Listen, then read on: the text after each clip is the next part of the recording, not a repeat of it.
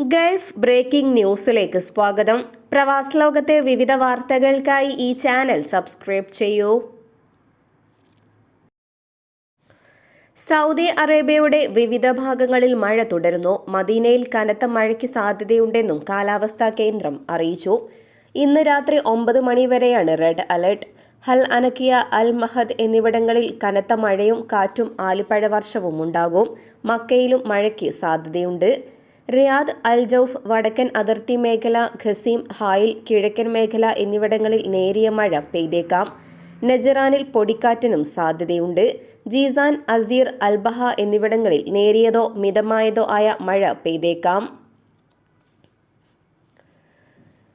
യാത്രക്കാർക്ക് ഒരിക്കൽ കൂടി 129 ദിർഹത്തിന് ടിക്കറ്റ് ലഭ്യമാക്കിക്കൊണ്ട് എയർ അറേബ്യ. 2025 ഫെബ്രുവരി 17 തുടങ്ങുന്ന എയർ അറേബ്യയുടെ സൂപ്പർ സീറ്റ് സെയിൽ മാർച്ച് 2 വരെ മാത്രമായിരിക്കും. ഈ കാലയളവിൽ സ്പെഷ്യൽ നിരക്കിൽ ടിക്കറ്റ് വാങ്ങുന്നവർക്ക് 2025 സെപ്റ്റംബർ 1 മുതൽ 2026 മാർച്ച് 28 വരെ എയർ അറേബ്യയുടെ നെറ്റ്വർക്കിലുള്ള ഏത് ഡെസ്റ്റിനേഷനിലേക്കും യാത്ര ചെയ്യാം. പരിമിത കാലയളവിലേക്ക് സൂപ്പർ സീറ്റ് വിൽപ്പനയാണ് എയർ അറേബ്യ ഒരുക്കുന്നത്. സ്പെഷ്യൽ ഓഫർ ലോകം മുഴുവനുമുള്ള നെറ്റ്വർക്കിലുടനീളമുള്ള 5 ലക്ഷം സീറ്റുകളിൽ ലഭ്യമാണ്. ലോകത്ത് എവിടേക്കും എവിടെ നിന്നും ടിക്കറ്റ് ബുക്ക് ചെയ്യാമെന്നതാണ് മറ്റൊരു പ്രത്യേകത.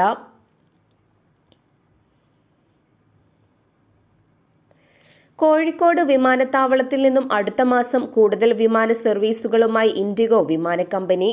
മാർച്ച് 1 മുതലാണ് സർവീസുകൾ കൂട്ടുന്നത്. നിലവിലുള്ള കോഴിക്കോട് ജിദ്ദ സെക്ടറിലെ സർവീസുകളുടെ എണ്ണം കൂട്ടുന്നതിനോടൊപ്പം റാസൽ ഖൈമയിലേക്ക് പുതിയ സർവീസും ആരംഭിക്കും. കോഴിക്കോട് ഫുജൈറ സെക്ടറിലും സർവീസ് പരിഗണനയിലുണ്ട്. നിലവിൽ കോഴിക്കോട് ജിദ്ദ സെക്ടറിൽ ആഴ്ചയിൽ 7 സർവീസുകളുള്ളത് 11 ജിദ്ദയിലേക്കുള്ള അധിക വിമാനം ഉച്ചയ്ക്ക് 1:50 കോഴിക്കോട്ട് നിന്നും പുറപ്പെടും. സൗദി സമയം വൈകിട്ട് 6:30 ജിദ്ദയിൽ നിന്നും കോഴിക്കോട്ടേക്ക് പുറപ്പെടും. റാസൽ ഖൈമ കോഴിക്കോട് സെക്ടറിൽ ആഴ്ചയിൽ 6 സർവീസുകളാണ് ആരംഭിക്കുന്നത്. കോഴിക്കോട്ട് നിന്നും പുലർച്ചെ 3:55 റാസൽ ഖൈമയിലേക്ക് പുറപ്പെടും. റാസൽ ഖൈമയിൽ നിന്നും പ്രാദേശിക സമയം പകൽ 11:20 കോഴിക്കോട്ടേക്ക് പുറപ്പെടും.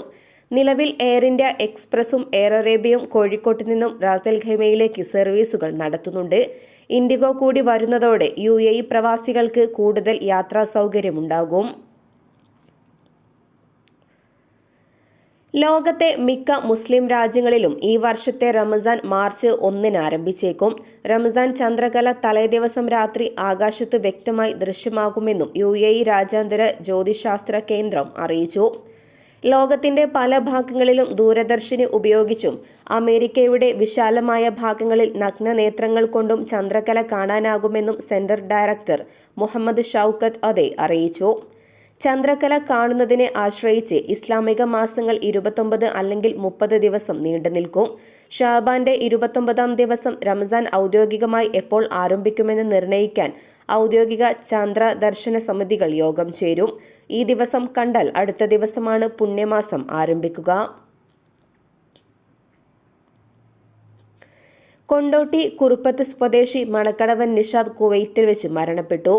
ജോലിക്കിടയിൽ അപകടം സംഭവിച്ചതിനെ തുടർന്നാണ് മരണപ്പെട്ടത്. ഏതാനും മാസങ്ങൾക്ക് മുമ്പാണ് ഇദ്ദേഹം കുവൈറ്റിൽ ജോലിയിൽ പ്രവേശിച്ചത്. ഒമാനിൽ ന്യൂനമർദ്ദം രൂപപ്പെടുമെന്ന് ഒമാൻ കാലാവസ്ഥാ നിരീക്ഷണ കേന്ദ്രത്തിന്റെ അറിയിപ്പ്. ഇതിന്റെ ഭാഗമായി മുസന്തം ഗവർണറേറ്റിലും ഒമാൻ കടലിന്റെ ചില ഭാഗങ്ങളിലും മേഘാവൃതവും ഒറ്റപ്പെട്ട മഴയും പ്രതീക്ഷിക്കുന്നു. വടക്കൻ ഗവർണറേറ്റുകളിൽ അന്തരീക്ഷം മേഘാവൃതമായിരിക്കുമെന്നും അധികൃതർ വ്യക്തമാക്കി. വ്യാജ പേരുകളിലും രേഖകൾ ഉപയോഗിച്ചും വാണിജ്യ വ്യാപാര സ്ഥാപനങ്ങൾ നടത്തുന്ന പ്രവാസികളെ നിയന്ത്രിക്കുന്നതിന് പുതിയ നിയമനിർമ്മാണവുമായി കുവൈറ്റ്. വാണിജ്യ വിവരങ്ങൾ മറച്ചുവെക്കുന്നത് തടയുന്നതിനായി വാണിജ്യ വ്യവസായ മന്ത്രാലയം ഒരു ഡിക്രി നിയമത്തിന്റെ കരട് തയ്യാറാക്കൽ പൂർത്തിയാക്കിയതായി അധികൃതർ വ്യക്തമാക്കി. പുതിയ കരട് നിയമപ്രകാരം ബന്ധപ്പെട്ട അധികാരികളിൽ നിന്നും ആവശ്യമായ ലൈസൻസുകൾ നേടാതെ കുവൈറ്റിനുള്ളിൽ സാമ്പത്തിക പ്രവർത്തനങ്ങളിൽ ഏർപ്പെടാൻ പ്രവാസികൾക്കോ അവരുടെ സ്ഥാപനങ്ങൾക്കോ വിലക്ക് ഏർപ്പെടുത്തും. ബദണുകളും പ്രവാസികളും യഥാർത്ഥ വാണിജ്യ വിവരങ്ങൾ മറച്ചുവെച്ച് വ്യാജ പേരുകളിലും രേഖകൾ ഉപയോഗിച്ചും വ്യാപാര സ്ഥാപനങ്ങൾ നടത്തുന്നത് വിലക്കുന്നതാണ് പുതിയ നിയമം. നിയമവിരുദ്ധമായി പ്രവർത്തിക്കുന്നതിന് വ്യാപാര നാമങ്ങൾ, ലൈസൻസുകൾ, ഔദ്യോഗിക അംഗീകാരങ്ങൾ, വാണിജ്യ രജിസ്ട്രേഷനുകൾ എന്നിവ ഉപയോഗിക്കുന്നതിൽ നിന്നും നിയമം പ്രവാസികളെ തടയുന്നു. തെറ്റായതോ തെറ്റിദ്ധരിപ്പിക്കുന്നതോ ആയ വിവരങ്ങൾ നൽകുകയോ ശരിയായ വിവരങ്ങൾ തടഞ്ഞുവെക്കുകയോ ചെയ്യുന്നതും നിയമം വിലക്കുന്നുണ്ട്. യോഗ്യതയുള്ള അധികാരികളെ അവരുടെ ചുമതലകൾ നിർവഹിക്കുന്നതിൽ നിന്നും തടസ്സപ്പെടുത്തുന്നതും നിയമം വിലക്കുന്നു. നിയമത്തിലെ ആർട്ടിക്കിൾ 3 വാണിജ്യമന്ത്രിക്കോ അവർ നിയോഗിക്കുന്നവർക്കോ മന്ത്രാലയത്തിന് കീഴിലുള്ള ജീവനക്കാരെ ജുഡീഷ്യൽ പോലീസ് ഓഫീസർമാരായി നിയമിക്കാനുള്ള അധികാരം നൽകുന്നു. നിയമം ലംഘിക്കുന്നതായി സംശയിക്കപ്പെടുന്ന വാണിജ്യ സ്ഥാപനങ്ങളിലെ നിയമലംഘനങ്ങൾ പരിശോധിക്കാനും മേൽനോട്ടം വഹിക്കാനും നിരീക്ഷിക്കാനും ഈ ഉദ്യോഗസ്ഥർക്ക് അധികാരമുണ്ടായിരിക്കും. നിയമലംഘനം നടത്തുന്നവർക്ക് കഠിനമായ ശിക്ഷകൾ ലഭിക്കുമെന്ന് ആർട്ടിക്കിൾ 4 വ്യക്തമാക്കുന്നു.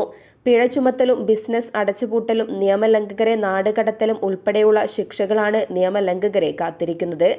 സുതാര്യത ഉറപ്പാക്കുന്നതിനും നിയമലംഘനങ്ങൾ നിരുത്സാഹപ്പെടുത്തുന്നതിനുമായി കുറ്റവാളികൾക്കെതിരെയുള്ള അന്തിമ വിധികൾ വാണിജ്യ മന്ത്രാലയത്തിന്റെ വെബ്സൈറ്റിൽ പ്രസിദ്ധീകരിക്കും. രാജ്യത്തെ ബിസിനസ് അന്തരീക്ഷം നിയന്ത്രിക്കുന്നതിനും ന്യായമായ മത്സരം വളർത്തുന്നതിനും ദേശീയ സമ്പദ്വ്യവസ്ഥയെ ദോഷകരമായി ബാധിക്കുന്ന നിയമവിരുദ്ധ നടപടികളിൽ നിന്നും പ്രാദേശിക വിപണിയെ സംരക്ഷിക്കുന്നതിനുമുള്ള കുവൈറ്റിന്റെ വിശാലമായ ശ്രമങ്ങളുടെ ഭാഗമായാണ് പുതിയ കരട് നിയമം. സ്വകാര്യ മേഖലയെ പിന്തുണയ്ക്കുന്നതും രാജ്യത്തെ നിയമപരമായ ചട്ടക്കൂടിനനുസൃതമായി നിക്ഷേപങ്ങളെ ആകർഷിക്കുന്നതുമായ ഒരു സുതാര്യമായ നിക്ഷേപ അന്തരീക്ഷം സൃഷ്ടിക്കുക എന്നതാണ് നിയമത്തിന്റെ ലക്ഷ്യം.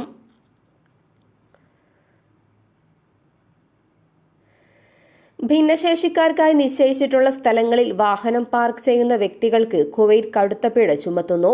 കർശനമായി നടപ്പിലാക്കുന്ന പുതിയ ചട്ടങ്ങൾ പ്രകാരം ഈ സ്ഥലങ്ങളിൽ അനധികൃതമായി പാർക്ക് ചെയ്യുന്നവർക്ക് 150 കുവൈറ്റ് ദിനാർ പിഴ ചുമത്തും. ശിക്ഷകൾ ഇവിടെ അവസാനിക്കില്ല.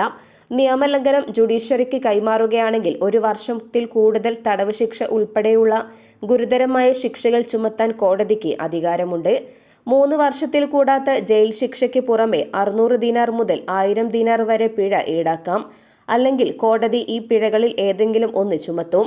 ഭിന്നശേഷിയുള്ള വ്യക്തികളോടുള്ള ആദരവ് ഉറപ്പുവരുത്തുന്നതിനും നിയുക്ത പാർക്കിംഗ് നിയമങ്ങൾ പാലിക്കേണ്ടതിന്റെ പ്രാധാന്യത്തെക്കുറിച്ച് പൊതുജനങ്ങളിൽ കൂടുതൽ അവബോധം വളർത്തുന്നതിനും ആഭ്യന്തര മന്ത്രാലയത്തിന്റെ തുടർച്ചയായ ശ്രമങ്ങളുടെ ഭാഗമായാണ് ഈ നീക്കം. സൗദി ജയിലിൽ കഴിയുന്ന കോഴിക്കോട് ഫറോക്ക് സ്വദേശി അബ്ദുറഹീമിന്റെ മോചനം ഇനിയും വൈകും. കേസ് റിയാദിലെ കോടതി വീണ്ടും മാറ്റിവെച്ചു. 8ാം തവണയാണ് കേസ് മാറ്റിവെക്കുന്നത്. കഴിഞ്ഞ വർഷം ജൂലൈ 2-ന് വധശിക്ഷ റദ്ദാക്കിയെങ്കിലും ജയിൽ മോചനം വൈകുകയാണ്.